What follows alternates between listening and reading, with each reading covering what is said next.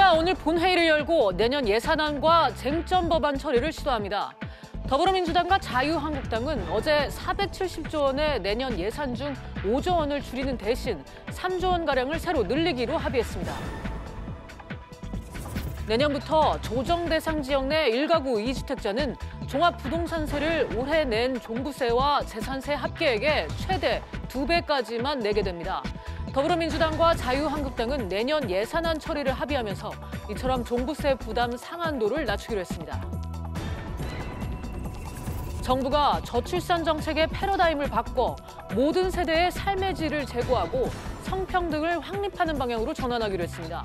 또 그간 출산율 올리기에 급급하던 데서 탈피해 출산율 1.5명 목표에 집착하지 않고 신상아수 30만 명대 유지에 힘쓰기로 했습니다.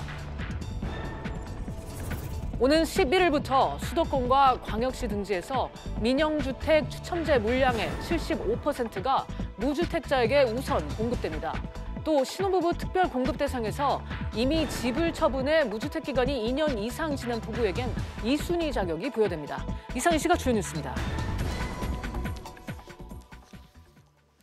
더불어민주당과 자유한국당이 정부 안에서 5조 원을 삭감한 내년도 예산안에 전격 합의하고 오늘 본회의에서 처리하기로 했습니다. 선거제도 개편과 함께 처리하자고 했던 야3당은 강력 반발하고 있습니다. 취재기자 연결해 보겠습니다. 박규준 기자. 네, 박규준입니다. 네, 어제 합의한 예산안 내용부터 소개해 주시죠. 네, 어제 더불어민주당과 자유한국당은 내년도 예산안 관련해 총 9개 항목에 대해 합의했습니다. 핵심은 일자리 예산과 남북협력기금 중심으로 정부 원안인 470조 5천억 원에서 5조 2천억 원을 줄이기로 한 부분입니다. 우선 일자리 예산은 단기 일자리 대책이라는 비판을 받아왔던 취업 성공 패키지와 청년 내일 채용 공제 사업 등에서 6천억 원을 삭감하기로 했습니다.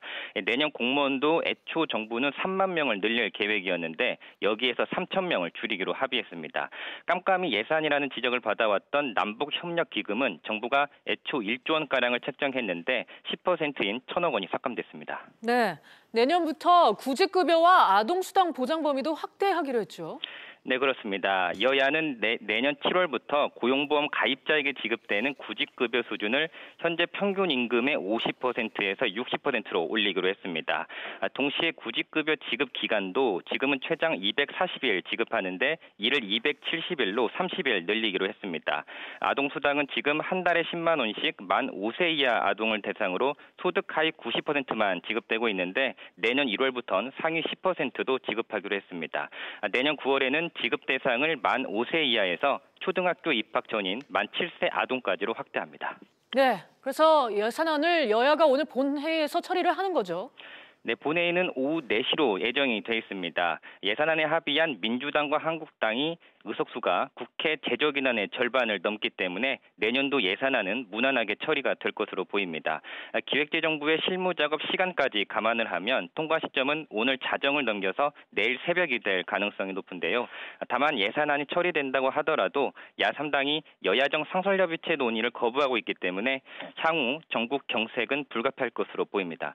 지금까지 SBS CNBC 박규준입니다. 국회가 오늘 오후 4시 본회의를 열고 내년도 예산안 처리에 나섭니다. 어제 더불어민주당과 자유한국당은 내년도 예산안을 처리하기로 합의하면서 안을 내놨는데요. 정부가 지난 9.13 대책 당시 발표했던 종합부동산세 인상안이 한 발짝 후퇴한 내용이 담겨서 논란이 일고 있습니다. 취재기자 연결해 보겠습니다. 장가희 기자. 네, 장가희입니다. 네, 종부세 인상안이 후퇴했다는 게 무슨 얘기인가요? 네, 더불어민주당과 자유한국당은 2주택 이상 보유자들의 보유세 부담 상한을 200%로 정했습니다. 정부 안에 따르면 지난 9.13 부동산 대책 때 보유세 세부담 상한을 150%에서 300%로 높이기로 했는데 이를 200%로 낮춘 겁니다. 세부담 상한이 200%로 제한된다는 건 계산된 보유세가 전년의 2배를 넘기더라도 최대 2배까지만 부담한다는 의미입니다. 다만 조정 대상 지역 내 3주택자 이상자에 대해서는 정부안대로 보유세 세부담 상한 300%를 적용하게 됩니다. 네, 또 장기 보유 1주택자의 세부담을 덜어주는 방안도 추가가 됐죠. 네, 그렇습니다. 현재 종부세 세액공제는 장기 보유, 고령제, 공제 두 가지가 있는데요. 이 중 장기 보유 공제는 1주택자가 집을 보유한 기간에 따라 종부세를 깎아주는 제도입니다. 5년 이상 보유하면 20%, 10년 이상은 40%씩 공제해주는데 15년 이상이면 50% 세액공제를 해주기로 한 겁니다. 그리고 고령자 공제 상한선인 70세 이상 30%는 그대로 두고 장기 보유 공제와 고령자 공제를 합쳐 최대 70%의 세액 공제를 받을 수 있게 했습니다. 이번 종부세법 개정안이 통과될 경우 21만 8천 명이 주택 세율 인상 대상이 되고 세수는 4,200억 원 증가할 것으로 보입니다. 지금까지 SBS CNBC 장가입니다. 네, 앞서 보신 것처럼 거대 양당인 더불어민주당과 자유한국당이 오늘 본회의를 열어 내년도 예산안을 처리하기로 했습니다. 대립 쟁점이었던 일자리 예산 등 감액의 합의가 이뤄진 건데요. 선거제 개혁을 요구했던 야3당의 반발이 큰 상황입니다. 최진봉 성공회대 교수 모시고 얘기 나눠보도록 하겠습니다. 교수님 어서 오세요. 안녕하세요. 네, 막판까지 대립각을 세웠던 이 거대 양당이 결국 손을 잡았습니다. 그렇습니다. 아무래도 이제 민심이 무서운 거죠, 사실. 네. 왜냐하면 예산안 같은 경우에는 법적으로 헌법이 기재돼 있어요. 12월 2일까지 처리가 되도록 돼 있는데 그걸 못했잖아요. 네. 그러니까 민심은 사실 여론은 상당히 부정적이죠. 국회가 제대로 일도 안 하고 법도 안 지키는 국회냐 이런 논란과 비난이 많았기 때문에 그걸 피할 수가 없는 상황이 된 거죠. 그래서 자유한국당 입장에서도 계속 버티다가는 이거는 그냥 같이 국민들로부터 비난의 대상이 될 수 있다. 이런 압박이 결국은 처리를 할 수 있는 분위기로 몰고 간 게 아닌가 이런 생각이 듭니다. 네. 대립 쟁점이었던 예산 감액 부분과 세수 부족 문제를 놓고 양쪽이 챙길 건 챙겼다 이런 평가가 나오고 있네요. 그렇습니다. 자유한국당이 계속 문제를 삼았던 건 두 가지예요. 남북협력기금하고 그다음에 일자리 예산이거든요. 이 두 부분이 삭감이 됐습니다. 네. 남북협력기금 같은 경우는 1,000억 원이 삭감이 됐고요. 그다음에 일자리 예산은 6,000억 원이 삭감이 돼서 공무원 증원도 3,000명, 원래 계획보다 3,000명 줄이기로 했습니다. 예. 이건 자유한국당이 챙겨간 거잖아요. 또 하나 이제 자유한국당 입장에서 보면 이 줄어든 예산, 그러니까 총 약 한 5조 2천억 원 정도가 감액이 됐는데 네. 이 돈이 어디에 또 고스란히 투자가 되냐면 지역 예산하고 그다음에 민원사업 그리고 SOC 예산에 투자가 되기로 했습니다. 그러니까 네. 거의 비슷한 규모로 통과가 되는 건데요. 근데 문제는 뭐냐면 이 지역이나 민원사업이나 SOC 산업 같은 경우에는 선심성이라는 논란이 될 수도 있고 또 선거철을 앞두고서 선거의 민심을 네. 좀 본인에게 유리한 쪽으로 가져가려는 그 지역구 챙기기라고 우리가 보통 얘기하지 않습니까? 그런 예산으로 들어갈 수 있어서 그러니까 결국은 이제 정부가 처음에 주장했던 예산을 깎으면서 결국 자기 지역구 챙기는 쪽으로 가지 않았나는 비난이 있을 수 있을 것 같습니다. 그러네요. 한편 또 최근 화두가 됐었던 출산 장려금은 없던 일이 됐는데 그렇습니다. 이 아동수당은 확대된 안이 나왔습니다. 이 부분 그렇습니다. 설명 부탁드릴게요. 아동수당 네. 같은 경우는 지금은 상위 10%는 못 받고 있었잖아요. 네. 그걸 이제 모든 사람이 다 제공한다는 게 0세부터 만 5세까지는 100% 다 지급하는 것으로 내년부터 10만 원씩 지급하는 걸로 되어 있고요. 이게 이제 내년 9월부터는 지급 대상이 확대가 됩니다. 그래서 만 7세까지 지급하게 돼 있어서 아동수당은 일정 부분 좀 진전된 발전이 있었는데 원래 여야가 어떻게 합의했냐면 250만 원씩 출산 장려금을 지급하기로 했었어요. 근데 이 문제는 이번 예산안에는 빠져 있습니다. 네. 그래서 뭐 이유는 이렇게 됐어요. 예를 들면 홍영표 원내대표 같은 경우 뭐라고 얘기했냐면 지자체별로 또 출산 장려금을 주는 경우도 있고 이래서 이걸 전체적으로 좀 정부 차원에서 어떻게 지급할지 하는 부분에 대한 제도적 장치를 만들 필요가 있다. 그래서 시간을 좀 두고 연구해 보겠다 이렇게 얘기했는데 기대하고 있었던 왜냐하면 여야 합의까지 이루어졌으니까요. 네. 그런 이제 우리 젊은 부부들에게는 조금 섭섭한 그런 마음이 들 수 있는 결정이라고 볼 수 있을 것 같습니다. 네. 또 이번 예산안에서도 문제가 됐던 게 세수 부족이었습니다. 4조 원가량 부족한 걸로 알고 있는데 이건 그렇죠. 어떻게 해결하겠어요? 이게 이제 유류세 때문에 그런 건 유류세를 네. 인하해 주면서 4조 원이 결손이 났잖아요. 네. 요걸 자유한국당이 계속 물고 늘어지면서 논쟁이 있었거든요. 그래서 요걸 어떻게 하기로 했냐면 1조 8천억 원 정도의 국채를 발행하기로 했어요. 그래서 국채 발행을 해서 그걸로 메꾸기로 했고요. 그래서 결정적으로 타협을 하게 된 거죠. 사실 네. 이 문제가 계속 문제가 돼서 타협이 안 됐었는데 1조 8천억 원의 국채 발행으로 메꾸기로 하면서 문제가 해결이 됐습니다. 네, 그렇군요. 일단 현재 분위기로는 내년도 예산안이 무난하게 처리될 걸로는 보이긴 하는데요. 그렇습니다. 그런데 이제 법정 시한을 닷새 넘겼으니까 꽤 지지부진했었죠. 그럼요. 이 역대 가장 늦은 예산안 처리예요. 네. 아까도 제가 말씀드렸지만 헌법에 명시돼 있는 거거든요. 그러니까 법을 만드는 입법기관인 국회의원들이 법을 안 지킨다 이런 논란들이 엄청나게 많았습니다. 네. 근데 지금도 물론 야상담도 문제가 되고 있지만 이게 결국 예산안과 다른 것을 자꾸 연계시켜서 하다 보니까 예산안이 늦춰지고 이러는 거 아니겠어요? 그렇죠. 그리고 170조 원이나 되는 이 예산을 꼼꼼히 따졌는지도 국민들이 지금 의심스러워요. 국민들이 볼 때는. 그러니까 자기들의 정치적 이익을 얻기 위해서 결국 예산안 처리를 좀 늦추고 이런 부분들이 국민들한테는 정말 국회의원이 제대로 일 안 하고 있다는 이미지를 주는 것이어서 이번에도 결국은 또 닷새를 넘겼으니까 그것도 국민들 볼 때는 제대로 일하지 않는 국회라고 하는 그런 오명을 쓸 수밖에 없는 상황이라고 보여집니다. 네, 정말 뭐 국민들 입장에서는 답답하기 짝이 없습니다. 예. 자, 이제 관심은 야3당입니다. 거대 양당인 민주당과 한국당이 이제 예산안에 합의를 하고 이제 처리를 해버리면서 이 크게 반발하고 있는 상황입니다. 그렇습니다. 뭐 설득이 가능할까요? 제가 볼 때는 뭐 예산안 처리까지 설득 불가능할 거라고 네. 봐요. 지금 현재 뭐 손학규 대표하고 이정미 대표가 지금 단식 농성을 하고 있잖아요. 그렇죠. 이런 상황이기 때문에 예산안은 예산안대로 처리가 될 거로 봅니다. 네. 왜냐하면 예산은 워낙 급박한 문제고 지금 해를 넘기면 저는 안 되는 거거든요. 그리고 지금 아까도 말씀드렸지만 이미 법정 시한을 넘겼어요. 네. 그러니까 이거는 처리가 될 걸로 보여지고 다만 선거 그 제도 개편 같은 경우에는 이 예산안 통과 이후에 계속 논의가 돼야 된다고 생각을 해요. 저도 기본적으로 비례성, 국민의 비례성이 제대로 실현되지 않은 선거구제는 바꿔야 된다고 생각을 하거든요. 그러니까 이건 좀 시간이 걸리는 문제니까 앞으로 이제 여야 간에 만나서 이 문제를 해결하도록 설득해야 된다고 봅니다. 그러니까 네. 거대 두 정당, 자유한국당 또 민주당이 야3당을 좀 설득해서 긍정적인 방법으로 해결할 수 있는 그런 어떤 또 토론과 논의 과정이 앞으로 있어져야 될 것으로 생각이 됩니다. 네, 내년도 예산안 처리 정말 막판까지 진통을 겪었습니다. 일단 오늘 본회의에서 어떻게 끝날지 지켜봐야 될 것 같습니다. 교수님 오늘 말씀 여기까지 듣겠습니다. 감사합니다. 예, 감사합니다. 정부가 조금 전에 저출산 고령화 대책을 내놨습니다. 아이를 낳고 키우는 데 들어가는 비용을 대폭 줄이고 비혼 자녀들을 제도적 보호안에 포함시키는 등 또 여기에 노인들의 안정적인 노후도 보장하겠다는 내용이 담겨 있습니다. 보도국 연결해서 자세한 내용 들어보겠습니다. 임종현 기자. 네, 보도국입니다. 네, 오늘 나온 대책의 주요 내용부터 전해주시죠. 예, 크게 세 가지로 요약이 되는데 우선 저출산 대책의 방향을 기존의 합계 출산율을 얼마로 달성하겠다 이런 방식에서 벗어나서 2040 세대들이 실제로 결혼을 하고 출산을 하는데 실질적인 도움을 주겠다는 쪽으로 방향이 바뀌었습니다. 고령화 대책으로는 노후소득을 다층적으로 설계를 해서 내실을 더 다지고 고령자용 일자리를 공급하고 또 건강이 나쁜 노인들의 돌봄을 강화하겠다는 내용들이 담겨 있습니다. 마지막으로 급속한 저출산과 노령화라는 우리나라의 인구구조 변화에 적극적으로 대응하기 위한 사회 시스템과 또 지역과 연계한 대책을 만들겠다는 내용 이 세 가지가 크게 좀 방향성이 잡혀 있다고 보면 되겠습니다. 네. 그런데 저출산 문제와 관련해서 어떤 구체적인 대책이 나오는지 궁금한데요. 일단 가장 눈에 띄는 건 비용을 대폭 줄어들게 하겠다라는 겁니다. 현재 아이를 한 명 낳기 위해서는 70만 원에 가까운 비용이 들어가는데 이런 것들을 대거 좀 줄이고요. 특히 영유아들을 병원에서 데리고 다니는 데 들어가는 비용들도 거의 제로 수준으로 줄이겠다는 내용이 일단 가장 눈에 띕니다. 또 2025년까지 단계적으로 아동수당 등의 지원금을 늘리고 또 공교육을 강화해서 사교육비를 줄이겠다는 내용도 포함이 되어 있습니다.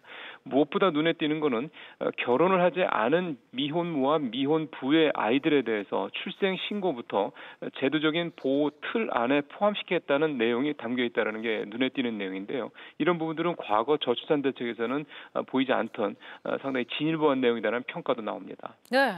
고령화 대책 관련해서는 구체적으로 어떤 내용이 나왔습니까? 지금 65세 이상 고령자 가운데 절반 가까이가 빈곤층이거든요. 이런 점들을 감안해 일단 노후소득을 다층적으로 보장하겠다. 이 내용이 일단 가장 앞에 있습니다.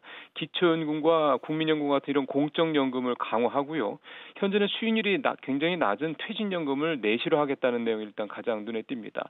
여기에다 기초생활보장제도의 부양 의무자 기준을 단계적으로 폐지를 해서요. 저소득 노인들의 사회 안전망을 강화했다는 내용도 들고 있고요. 노인들을 위한 일자리 80만 개를 공급하는 내용도 포함이 되어 있긴 한데 이 문제는 실효성 여부가 좀 논란일 것 같습니다. 지금까지 보도국에서 전해드렸습니다.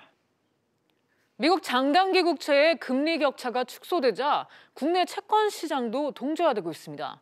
장단기 채권의 금리 차이가 10여 년 만에 최소치로 줄어들면서 시장에서 위험 신호로 받아들여지고 있습니다. 자세한 내용 취재기자 연결해 알아보겠습니다. 김성현 기자. 네, 김상현입니다. 네, 국내 장단기 채권 금리 차이가 얼마나 좁혀진 거죠? 네, 금융투자협회에 따르면 어제 서울 외환 채권 시장에서 10년 만기 국고채 금리는 0.075%포인트 내린 연 1.983%로 장을 마감했는데요. 이로써 3년물 금리와의 차이는 0.144%포인트 수준으로 지난 2008년 10월 이후 10년 2개월 만에 가장 작은 격차입니다. 채권 금리는 장기물이 단기물보다 높은 것이 정상인데요.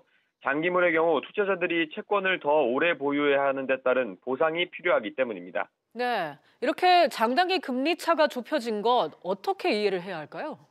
네, 보통 장단기 금리 축소나 역전은 불황의 신호로 받아들여져 왔는데요. 미국의 경우 국채 2년물과 10년물의 금리가 역전된 사례는 1988년 12월 이후와 2000년 2월 이후, 2006년 1월 이후 등 세 차례 정도입니다. 금리 역전 이후에는 성장 둔화와 함께 경기 침체로 이어졌습니다. 국내 채권 시장도 장단기 금리 차가 아직 역전되진 않았지만 점차 좁혀지고 있는 추세이기 때문에 우리 경제의 경기 하강에 대한 위험 신호가 뚜렷해지고 있다는 분석입니다. 장단기 채권 금리차 축소 여파는 어제 급락했던 코스피는 오늘 반등에 성공했는데요. 하지만 시간이 갈수록 상승폭을 줄여나가고 있는 모습입니다. 코스닥도 반등에 성공했지만 현재는 상승폭이 1% 미만으로 줄면서 680선에서 움직이고 있습니다. 지금까지 SBS CNBC 김상현입니다. 중국 화웨이 창업자의 딸 머완조우 최고 재무 책임자가 미국 요구로 캐나다에서 체포됨에 따라 중국에서 사업하는 미국 기업들도 위험에 처할 수 있다는 분석이 나왔습니다. 제품은 전 미국 무역대표부 중국 담당 대표부는 한 인터뷰에서 머완조우 체포는 중국의 보복을 부를 수 있는 사건이라며 이같이 밝혔습니다. 이런 가운데 트럼프 대통령은 최근 시진핑 주석과 만날 때 머완조우를 체포한 사실을 몰랐던 걸로 전해졌습니다.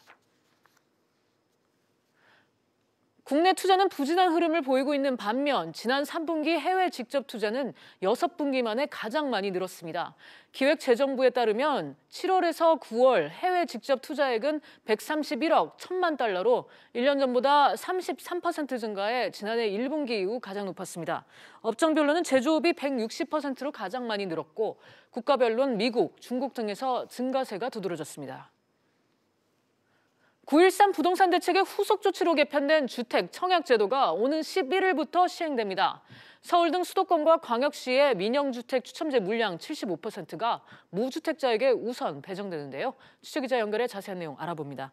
윤지혜 기자. 네, 윤지혜입니다. 네, 청약제도 개편 가장 큰 변화가 뭡니까? 네, 우선 주택이 있는 경우 인기 지역의 새 아파트를 당첨받기는 거의 힘들 것으로 보입니다.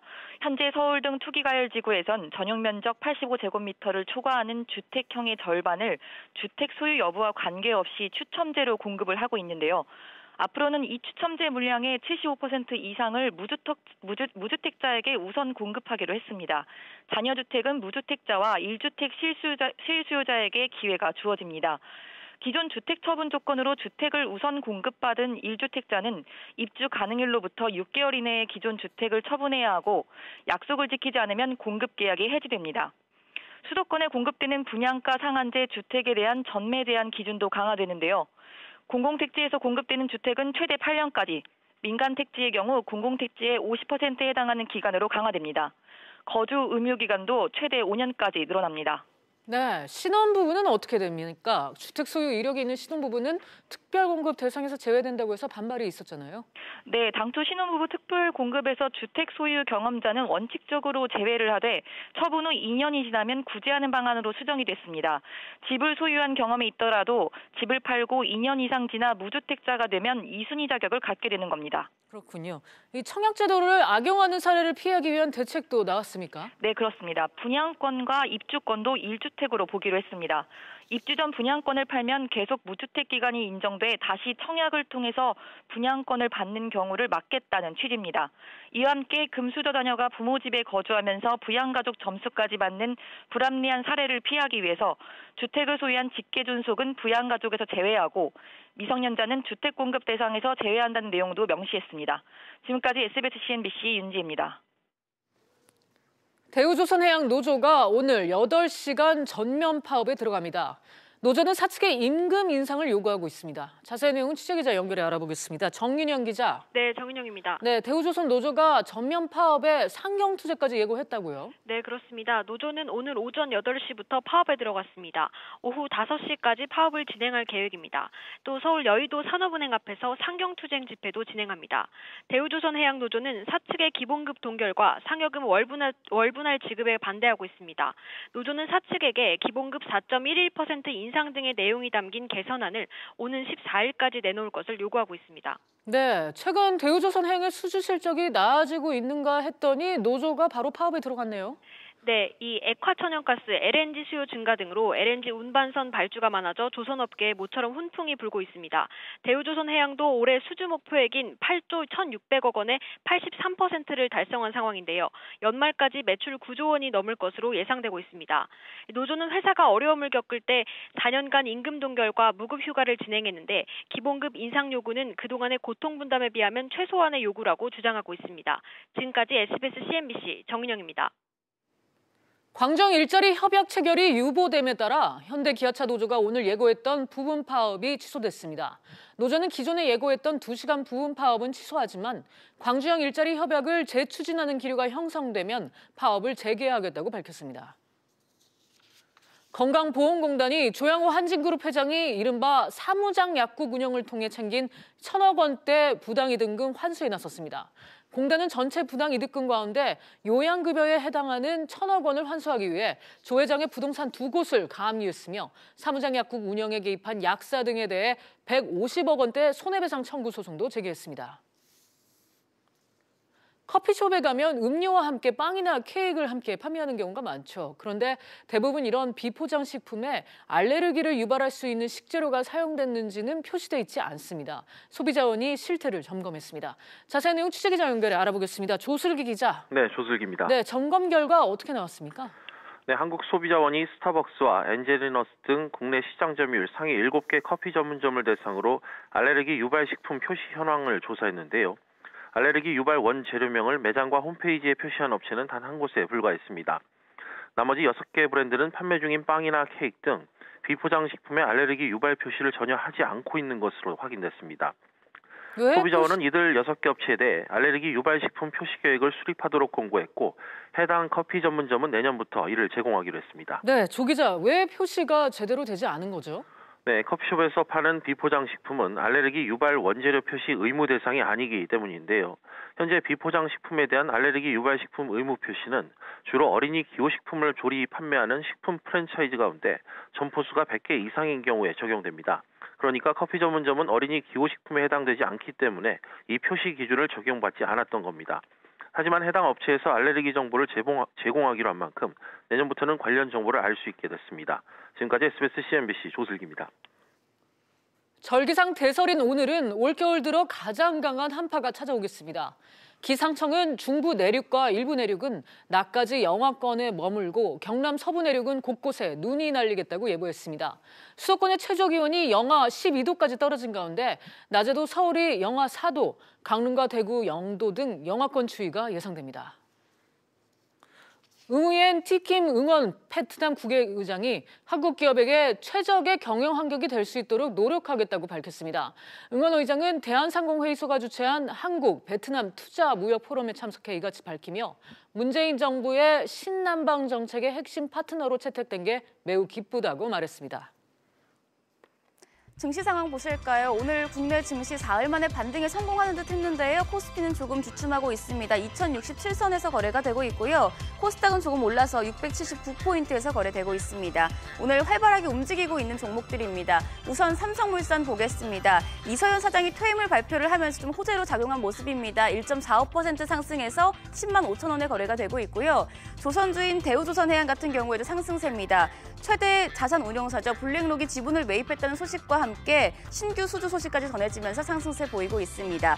넷마블 같은 경우에도 반등에 성공을 했는데요. 신작이 출시된 이후에 폭락한 건 과도했다는 분석이 나오면서 현재 넷마블 같은 경우에도 1%가량 상승세 보이고 있습니다. 마지막으로 다날입니다. 다날도 급등세 보이고 있는데요. 미국 회사를 처분하기로 하면서 상승세 보이고 있습니다. 지금까지 증시 상황 알려드렸습니다.